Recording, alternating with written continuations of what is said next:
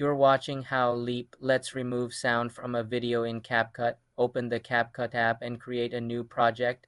Import your video into the timeline. Tap on the video clip in the timeline to select it. At the bottom of the screen, you will see editing options. Swipe left on this bottom menu until you find the volume option, which looks like a speaker icon. Tap volume. A slider will appear. Drag the slider all the way to the left until it reaches 0. This will completely mute the original audio from that video clip. Tap the checkmark to confirm. The audio waveform on the clip will disappear, indicating the sound is removed. You can now add new music or sound effects separately using the Audio tab. The original video sound is now gone. For more simple computer tutorials, subscribe to the channel.